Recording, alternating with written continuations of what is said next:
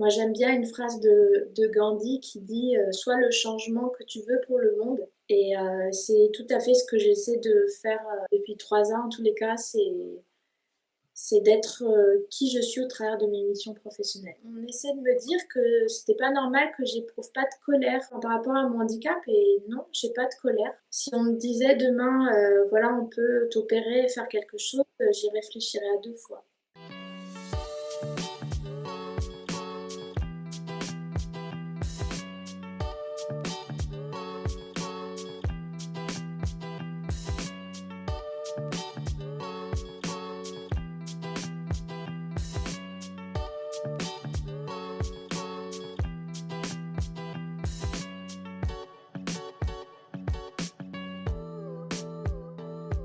Il ne faut jamais regretter de ne pas avoir essayé, il faut essayer pour ne pas regretter. Salut à tous et bienvenue sur DV Lancez-vous, je m'appelle Yves Wansi, je suis entrepreneur social et solidaire.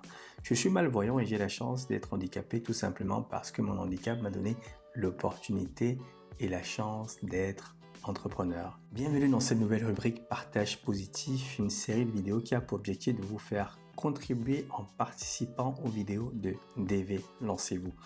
Vous avez des choses positives à nous faire partager, des idées, des sujets, des projets et vous voulez être interviewé sur DV Lancez-vous ou une vidéo sur DV Lancez-vous, alors je vous invite à m'envoyer un email à l'adresse qui s'affiche à l'écran contact@dvlancezvous.com et je serai ravi de vous accueillir sur la chaîne. L'invitée du jour s'appelle Marie, elle est malvoyante et vit en Nouvelle-Calédonie. Elle est entrepreneuse et hyper dynamique et hyper positive que j'ai rencontrée récemment grâce à son TEDx et je suis ravi de l'accueillir sur la chaîne parce qu'elle va nous parler de l'écosystème du handicap visuel et du handicap en général en Nouvelle-Calédonie.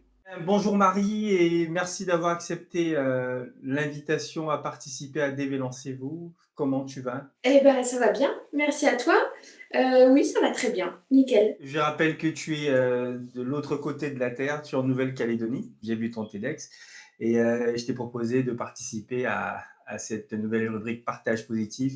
L'idée de partage positif, c'est de rencontrer des mal et non-voyants d'ici et d'ailleurs et voir comment eux, ils arrivent à rester positifs avec leur handicap et créer des choses sympathiques. Et je sais que tu es une personne positive parce que j'ai un peu vu ce que tu fais. Et avant de démarrer, j'aimerais savoir, du côté de la Nouvelle-Calédonie, comment s'est passé le confinement? Alors nous, en ce moment, on est en Covid-free. On vit normalement, sauf qu'on a très peu d'avions qui arrivent en avion, sont placés en quarantaine dans des hôtels pendant 14 jours. Nous, on a eu quand même quelques cas au début du mois de mars, mais des cas du coup dits importés. On a été confinés comme en métropole avec les écoles fermées et 1 heure de sortie par jour. Personnellement, pour moi, ça s'est très bien passé. Est-ce que tu peux te présenter? Je m'appelle Marie-Françoise Pierre en Long, j'ai 40 ans, je vis en Nouvelle-Calédonie depuis que j'ai 9 ans. Je suis consultante et formatrice en développement durable, je vis en couple et j'ai 3 enfants. Tu es malvoyante. Tu as quelle pathologie? J'ai une rétinopathie, plus particulièrement une maculopathie. L'altération de ma rétine se situe sur la partie centrale et donc j'ai perdu la vision centrale à peu près, on s'en est rendu compte vers l'âge de 13-14 ans. On a diagnostiqué ici que j'avais une déficience visuelle importante. Dans les mois qui ont suivi, ça naît sur la métropole où j'ai fait sur Paris des examens ophtalmo, au départ tous les 6 mois. Et puis après, tous les ans. Vers 20 ans, j'ai arrêté d'aller sur Paris. Pendant cette période, comment s'est passée ton adolescence? Comment tu vis à ce moment-là? C'est un petit peu particulier parce que on s'est rendu compte de ma déficience visuelle au moment aussi où je venais de perdre ma maman. Ma déficience visuelle, elle arrive en arrière-plan de ma douloureuse expérience de la vie à ce moment-là. Quand on me l'a annoncé, mon grand drame, c'était pas d'y voir moins bien parce que finalement, je m'en étais pas vraiment rendu compte, mais c'était le fait que je pouvais pas conduire. C'est la chose qui m'a beaucoup perturbée. Comme chez beaucoup, chez Oui. beaucoup d'élèves. C'est mon ophtalmo qui m'a dit, en fait, et je l'ai très mal pris, qui m'a dit mais t'inquiète pas, moi j'ai une tante, elle est aveugle, elle est à Paris, et elle se débrouille très bien, elle a jamais conduit de sa vie. Et je crois qu'à cette période, parce que notre famille était trop touchée, Je pense que aussi inconsciemment, je ne pouvais pas leur faire supporter le poids de mes angoisses. Tu as vécu le deuil seul, en fait, intérieurement, plutôt. Si je peux appeler ça deuil, enfin, je parle le deuil de ta vision, pas celui de ta maman. Du coup, je me posais pas les questions. Je me posais les questions de comment j'allais vivre sans une maman, parce que c'était vraiment dur et pas ma vue, quoi. À cette période-là, est-ce que tu sais ce que veut dire malvoyant, être malvoyant? Est-ce que tu comprends le handicap visuel? Tu comprends l'écosystème dans lequel tu vas rentrer? Ou c'est encore dans une réflexion d'une ado, bon voilà, c'est un petit bobo, bon, on va continuer à grandir et tout s'arrangera quand on sera plus grand. Alors, je comprends pas l'écosystème. Je me rappelle que j'ai refusé un certain nombre de choses de la part de l'ophtalmo. Il faudrait porter des lunettes, tu sais, avec le verre un peu jaune. Je leur dis, mais tu plaisantes tout, quoi. Enfin, jamais je mettrais ça. Et je me rappelle avec donc mon papa, ils étaient tous les deux, ils me disaient, mais si. Et je dis, mais non, non, non, non, on trouve autre chose, mais ça jamais. Et en même temps, il m'avait fait, de manière très intelligente, rencontrer un étudiant. Je me rappelle, il était étudiant en aéronautique. Il était venu me voir à Paris pour m'expliquer que lui, il était déficient visuel et qu'il faisait ses études. C'est la même pathologie que moi, c'est-à-dire un trouble de la vision centrale. Il me regardait pas, il regardait une machine qui était à côté. Et moi, je me disais, mais c'est pas vrai. Il me regarde pas, bizarre et tout. Et je me rendais pas compte que c'est comme ça que je faisais aussi. Ils ont dit à mon père, il va falloir qu'elle vous rentrez en métropole, qu'elle aille dans une école spécialisée. Aussi avoir dit, il est hors de question. Comment ça se passe à l'école? Les amis, on voit les difficultés que tu as? Ben, c'est pareil, mes amis à ce moment-là, ils ont vécu la mort de ma mère. Je n'ai eu aucun rejet. J'avais toujours une super bonne copine en classe et en fait, c'était elle qui me lisait tout. Est-ce qu'aussi qu'universitaire, tu choisis ta filière par rapport à ton handicap jusqu'à ton niveau professionnel? Donc j'ai eu un bac S. Je venais d'une famille plutôt scientifique. À la fin donc, de mon bac, je suis partie en métropole et ça a été la dernière fois où j'y suis allée pour mes examens de vue. J'ai rencontré un médecin assez décourageant, voilà, qui m'a dit mais faites pas d'études, personne ne voudra vous embaucher. Donc ça a été dur de l'entendre. Dans la foulée, elle m'a dit mais de toute manière, vous les jeunes, vous avez plein de rêves et vous êtes un peu fous, faut redescendre les pieds sur terre. Et je me rappelle lui avoir dit je l'entendrai pas et je suis pas d'accord et je suis partie très en colère. Et ça m'a valu un sacré coup de blues. J'ai passé un an un petit peu à me chercher, à pas trop savoir ce que j'allais faire. Et puis finalement, je suis rentrée dans un DOST de géosciences, une sorte de BTS universitaire, où il y avait marqué le mot environnement, en me disant simplement, moi, voilà, j'aime bien être dans la nature, j'aime bien la science, c'est parti. Puis ici, comme on a beaucoup d'exploitation minière, on exploite le nickel en Nouvelle-Calédonie, donc dans des mines à ciel ouvert, c'est un dust mine, donc plutôt exploitation minière. Donc je suis rentrée là, plutôt dans une idée de bosser sur les milieux naturels, enfin aquatiques, et l'environnement en règle générale. Et finalement, j'ai été très bien accueillie. Là, j'avais plus d'amis pour me lire le tableau, donc je me suis équipée d'une petite monoculaire. Et puis pour que je dévissais aussi pour lire des livres. Donc j'étais vraiment infatigable à l'époque parce que je ne pourrais plus faire ça. J'ai fait ces 2 années passionnantes par des profs passionnants. J'ai fait des stages sur mine, donc voilà, avec un dixième d'acuité visuelle. J'étais au milieu de gros camions, mais je m'en sortais bien. Quand on faisait nos stages professionnels, en général, pour des raisons de sécurité, on me mettait derrière un ordinateur à faire des plans et puis être très dans l'exécution. Là, je me suis dit, non, ça va pas le faire, au bout d'un moment, tu vas t'ennuyer. Donc, je suis partie faire 4 ans d'études de plus en métropole, donc à faire un master de géosciences de l'environnement. Et là, j'ai découvert ce que c'était que l'accompagnement des personnes en situation de handicap. Le tiers-temps, l'ordinateur, waouh! Et du coup, j'étais très... Et en même temps, c'était des années de grande liberté. Je faisais du vélo pour aller à la fac sur le bord du canal, c'était sécurisé. Et puis je rentrais à vélo chez moi et ça, c'était des années formidables d'autonomie. Souvent, les personnes handicapées visuelles font très très attention quand ils sont sur le vélo. Moi, je fais le vélo, hein, je fais régulièrement du vélo et je sais ce que c'est. C'est vrai que l'attention qu'on a elle est très différente parce qu'on anticipe beaucoup quand on est dans le fonctionnement par rapport à quelqu'un de voyant. Lui, c'est vrai qu'il anticipe mais moyennement parce qu'il vise sur ce qu'il voit, alors que nous, on vise déjà ce qui va arriver devant. C'est un peu comme ça qu'on fonctionne. Je connais parce que j'ai les mêmes symptômes que toi et je fonctionne comme ça. Je suis toujours en train d'anticiper. J'ai une belle histoire aussi qui résume bien la manière dont du coup j'appréhende mon handicap par rapport au vélo. Quand je suis installée à Toulouse, mon papa qui connaissait cette ville m'a aidé à trouver un appartement. C'est lui qui m'a dit mais tu pourras aller à la fac à vélo. Et je lui ai dit mais papa t'es fou, c'est trop dangereux. Compte si un jour il y a une mamie qui balade son chien, je vois pas le chien, je vois la mamie mais je vois pas la laisse, je me prends la laisse puis on va tous finir dans le canal, ça va être terrible. Et puis il a rigolé, il m'a dit mais Marie tu anticipes tellement les choses qu'il y aura pas de problème, tu ralentiras si tu verras une mamie, je suis sûre que ça va le faire. Et quand à la fin il est venu m'aider pour déménager mon appartement, il a sous-pesé mon vélo, je me rappelle, il m'a dit mais quand même t'es un peu folle. 4 ans que tu fais du vélo, t'as pas eu peur? Et je lui ai dit mais tu sais c'est parce que tu n'as pas eu une hésitation il y a 4 ans que j'ai franchi le cap. Et si mon papa avait eu une once de doute, je l'aurais jamais fait. Ah, c'est formidable déjà quand les parents sont dans cet esprit positif-là. Ça aide beaucoup. Je passe des messages aux parents en disant ok, il y a des peurs. Je doute pas que mon père ait eu peur au départ, mais ce encouragement m'a permis de croire en moi, de dépasser des limites. Maintenant, tu rentres dans le milieu professionnel. Tu deviens ce que tu es. L'accessibilité déjà en Nouvelle-Calédonie, le handicap visuel, comment c'est perçu?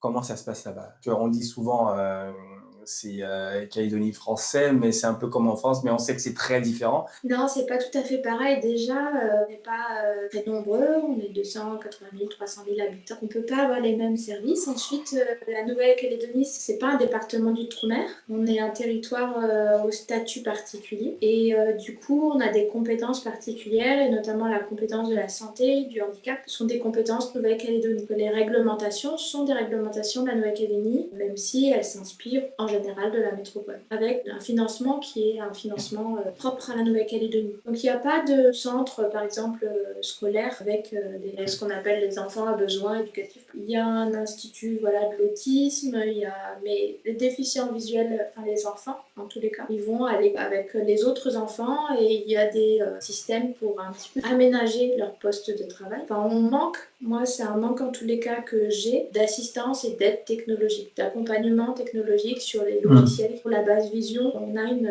super voilà, formatrice qui intervient à l'association Valentin Oui. Il y a une antenne en Nouvelle-Calédonie, d'accord. C'est l'entité en fait qui accompagne et qui conseille les déficients visuels et les aveugles ici. Donc comme on n'a pas, par exemple, d'instructeurs en locomotion, on a des instructeurs qui viennent de temps en temps, ou une ergothérapeute de basse vision qui vient et qui forme les ergothérapeutes ici. Il n'y a pas d'autres associations aussi à côté?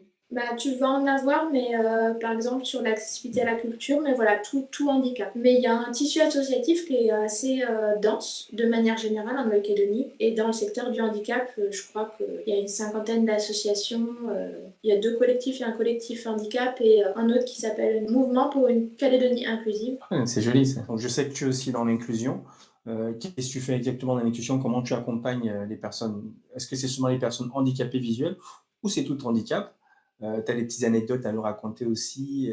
Donc dis-nous un peu comment se passe ton métier. Je suis consultante et formatrice indépendante. J'ai D'accord. travaillé voilà, pendant 10 ans plutôt dans le domaine environnemental et développement durable. Et par définition, c'est 3 piliers. C'est un pilier environnemental, enfin de qualité environnementale, un pilier d'efficacité économique et un pilier social. Pour qu'il y ait développement durable, il faut que ces 3 piliers en fait se rejoignent. Et là, on est dans une logique de développement durable. Sur l'aspect social, ça veut dire promouvoir la participation de tous, aussi bien dans des stratégies de concertation, de mise en place de gouvernance. Comme voilà, je suis touchée par le handicap et que je constate qu'il y a un besoin de rendre accessible et de permettre la participation sociale, notamment de la population en situation de handicap, j'interviens dans ce champ-là. Et parce qu'aussi, je trouve que les personnes en situation de handicap, donc tout handicap confondu, ont beaucoup de choses à apporter. Et en général, la société a tendance à nous oublier et oublier toutes les compétences qui ne sont pas des compétences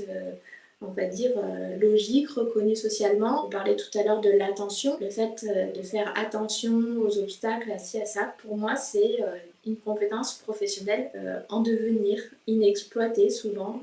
Il y a des ateliers où j'amène les personnes en situation de handicap à aborder leur handicap en entretien d'embauche. Je leur fais prendre conscience de ces forces-là, de la manière dont elles peuvent présenter leurs forces comme leurs faiblesses, qu'il faut les accepter, quels sont leurs droits aussi. J'aide aussi voilà, des équipes à faciliter l'intégration d'un collaborateur en situation de handicap. Mais j'ai envie de dire que c'est un peu des leçons pour tous. C'est des leçons d'écoute qui sont généralisables à tout le monde. C'est comme c'est de la médiation, en fait. J'ai une question qui m'est venue là. En Nouvelle-Calédonie, je pense qu'il y a beaucoup je sais pas si on les appelle les tribus, je sais pas, tu nous expliqueras, hein, parce que nous sommes un peu, on ne connaît pas trop comment se passe là-bas, avec ces communautés qui sont dites. Je crois qu'il y a des Australiens, des Européens, des Indiens, je pense, hein, ou même des Japonais, je pense. Dans ces tribus-là, je vais parler plutôt tribus, si tu veux, si tu me permets. Est-ce qu'il y a une catégorie, une population où il y a plus d'handicapés visuels ou un type de handicap particulier? C'est souvent par rapport aussi aux communautés où c'est général. Ici, c'est vrai qu'on a la chance d'être un territoire très multiculturel, avec un peuple autochtone, le peuple kanak. On retrouve aussi au Vanuatu, par exemple. Mais voilà, c'est le peuple autochtone, donc on retrouve en Mélanésie. Le peuple kanak est organisé en aires coutumières, en tribus, donc avec un système d'organisation qui est un système propre, qui est aussi reconnu dans la Constitution française. Donc voilà, parce qu'il y a le droit, il y a des Français kanaks qui ont un statut coutumier particulier, donc qui sont régis par des règles coutumières particulières. Aujourd'hui, on a une terre très culturelle, donc très brassée. Il y a aussi beaucoup de métis. On a toute une communauté indonésienne qui est venue notamment pour aider à l'exploitation minière, qui est restée là et qui est là depuis plusieurs générations. On a des gens qui viennent de Wallis et Futuna, donc des Wallisiens, des Futuniens qui sont aussi beaucoup organisés en famille, enfin, c'est très communautaire, c'est vrai que c'est pas comme le modèle occidental. Et on a les Européens, voilà, quelques Australiens, des Tahitiens aussi qui arrivent, ce qui fait que ça fait une population très belle et très variée. Est-ce qu'il y a une communauté africaine? Il y a des personnes d'origine africaine. Moi, j'ai une très bonne Mhm. amie qui est sénégalaise, mais qui est là, qui est en Nouvelle-Zélande, qui travaille voilà, à la faculté d'Auckland. Et puis j'ai un copain camerounais qui est prof de sport. Enfin voilà, on retrouve D'accord. sur les pathologies visuelles. Je ne sais pas s'il y a plus de prévalence de la pathologie de déficience ophtalmo chez telle ou telle communauté. Par contre, ce qui est avéré, c'est que les personnes, tu sais, qui sont blanches, enfin, qui n'ont plus de pigmentation. Ah, les albinos. Il y a des personnes albinos donc, chez les Kanaks et du coup qui ont des problèmes ophtalmo associés. On a beaucoup malheureusement de diabète lié à l'alimentation. On a peu de chiffres. C'est pas très avantageux. Tu ne tires pas beaucoup d'avantages à te déclarer en situation de handicap en Nouvelle-Calédonie. Tu as vraiment un handicap voilà, très lourd et que ton médecin te pousse à la reconnaissance. Je pense qu'il y a beaucoup de gens qui ne se font pas reconnaître. Moi, j'aime bien une phrase de Gandhi qui dit sois le changement que tu veux pour le monde. Et c'est tout à fait ce que j'essaie de faire depuis 3 ans. En tous les cas, c'est d'être qui je suis au travers de mes missions professionnelles. En fait, c'est pas toi qui t'es adapté à ton handicap, c'est ton handicap qui s'est adapté à ta façon de fonctionner. On va dire ça comme ça, que ce soit professionnel ou même dans la vie, quoi. Oui, il s'est adapté et je Ouais. dirais même qu'il s'est épousé. Si on me disait demain, voilà, on peut t'opérer, faire quelque chose, j'y réfléchirais à 2 fois. Tu sais que sur 90%, non même pas, c'est même peu, 99% de malvoyants et de non-voyants le disent. C'est fou, hein? Mais oui, mais parce que c'est une vision un peu trop validocentrée, parce que ça devient la norme. Mais la dernière fois, on essaie de me dire que c'était pas normal que j'éprouve pas de colère par rapport à mon handicap. Et non, j'ai pas de colère. J'ai de la colère parce que je trouve que Ouais. la dans lequel des fois on est, elle n'est pas juste. C'est arrivé, ça fait partie de moi, ça fait partie de mon identité et ça fait vraiment pleinement partie de ma sensibilité. Ça me permet de voir des choses, d'être attentive aux autres. J'étais la dernière fois récupérer mon fils à l'école. Et ici, les enfants, ils ont des petits polos uniformisés, donc ils sont tous en bleu. Donc autant dire que quand j'arrive, je vois un océan de bleu qui court. Et donc les enfants à l'école, ils savent bien, ils ont tout de suite, eux, ils comprennent et il n'y a pas de problème. Enfin, donc Mhm. ils vont me chercher mes enfants en général. Les premiers qui me voient, ils vont chercher mes enfants. Et donc, il y en a un ami de mon fils qui revient et puis qui me dit mais Marie, mais pourquoi tu ne vois pas Nino pourquoi tu ne le vois pas? Et donc, mon fils Nino lui dit mais parce que ma mère, elle est malvoyante. Je dis ah, d'accord, mais ça doit être chouette parce que toi, tu dois pouvoir faire des bêtises puis ta mère, elle voit. Ah, au contraire. Et mon fils, et toi, tu connais pas ma mère? Il m'a dit mais ma mère, elle a des radars derrière la tête, elle voit tout. Mais c'est pas parce qu'elle voit pas bien que je peux lui faire.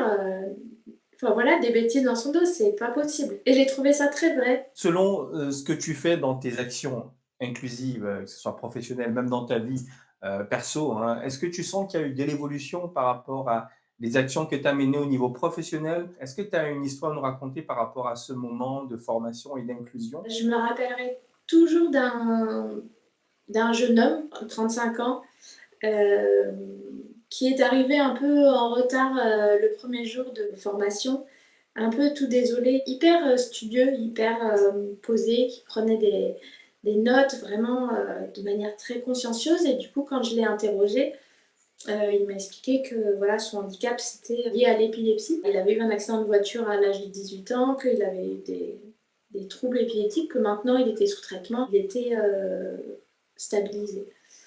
Mais je me suis bien rendu compte qu'au-delà de sa stabilisation, il avait des troubles de la mémoire. Il notait tout dans le cahier, dans son cahier, consciencieusement. C'était vraiment, des fois, c'était mot pour mot ce que je disais, il me demandait de répéter, donc je reprenais avec les mots, on prenait le groupe qui me disait « Ah oui, t'as dit ça ». Enfin, à un moment donné, voilà, je regarde à tous leur CV et donc je note chez lui, je vois, waouh, 15 années d'expérience puis des années de 3 ans, 4 ans. Donc il me dit c'est des CDI, dans des grandes entreprises ici, minières notamment. Je lui dis mais comment t'as fait? C'est super. Comment tu as abordé ton handicap? Comment tu l'as vécu dans ces sociétés et tout? Et puis bah voilà, il s'est totalement renfermé. Il m'a dit mais personne ne le sait. Je me suis toujours débrouillée pour le cacher. Moi j'y croyais pas trop, enfin qu'on puisse cacher ça. Et donc il m'explique qu'il a une stratégie, qu'il note tout, qu'il garde toujours son cahier, qu'il met discrètement dans un coin quand il oublie, et puis au fur et à mesure de répétition, voilà, ça devient des automatismes, et là, il n'a plus besoin de son cahier. Mais quand même, je me rends compte que voilà, il ose prendre démissionner, partir. J'avais une copine qui bossait. Donc il avait un projet d'intégrer une autre société, et là, pour la première fois de sa vie, il m'a dit, je veux faire jouer mon handicap parce que j'en ai marre de me cacher. D'accord. Donc on a travaillé là-dessus, et puis quelques semaines passent, puis je croise une copine, comme ici tout le monde se connaît un peu, et je lui dis ah là là, mais dis donc, comment ça se fait que vous êtes séparés de Tonio? Enfin vraiment un gars super. Elle me dit mais oui, c'est clair, il est super ce gars, il est extra et tout. Et puis d'un coup elle s'arrête, puis elle me regarde, mais tu l'as connu d'où? Je me suis pas étendue, mais je me suis rendu compte que elle qui le côtoyait, elle s'en était pas rendue compte. Mais ce qui m'a plus touchée, c'est que voilà, à un moment donné, il m'a dit j'en ai marre de me cacher. Je t'ai découvert sur TEDx. Comment tu as participé à un TEDx? Et d'ailleurs, j'ai trouvé ta prestation très brillante. D'ailleurs, je mettrai un extrait de la vidéo. Là, en dessous, on voit un extrait de la vidéo et je mettrai le lien pour que les gens découvrent aussi ton TEDx qui était magnifique. Comment ça s'est passé? Comment tu as eu? C'était récent, là, hein, je pense. Hein. C'était le 18 juillet de cette année. Déjà, j'en ai souvent regardé des TEDx. Oui. Ils m'ont toujours donné l'envie de partager. Comme je suis voilà, quelqu'un d'assez discret, je me suis dit bah, je pense que je vais surprendre. Et puis ça fait quelques temps que je suis intéressée par le fait d'écrire un livre ou de témoigner en tous les cas et surtout me faire plaisir. J'avais envie de voilà, d'écrire, d'être accompagnée pour écrire en fait, parce que c'est ce qui s'est passé, j'étais coachée. J'étais tellement bien préparée que je savais que ça allait marcher. C'était incroyable la vibration de la salle. 400 personnes. Oui, 400. Incroyable. Tu es une star.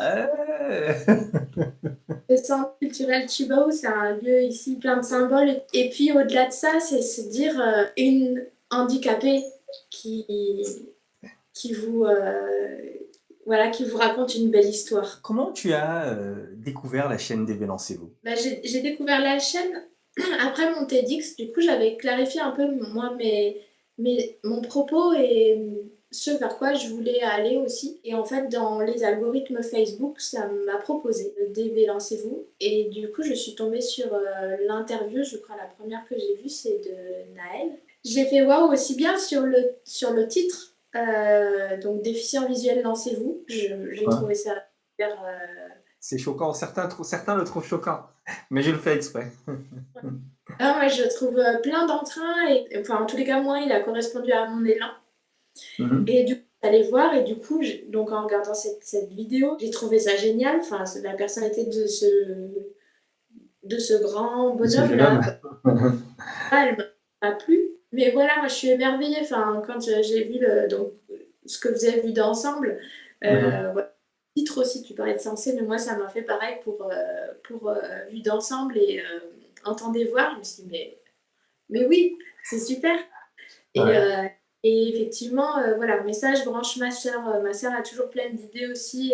Je te trouve très sincère et très positif dans ce que tu dis et ce que tu fais. Et ça donne vraiment la sensibilité, elle est là, dans ton terme de voix, on l'entend, on le ressent.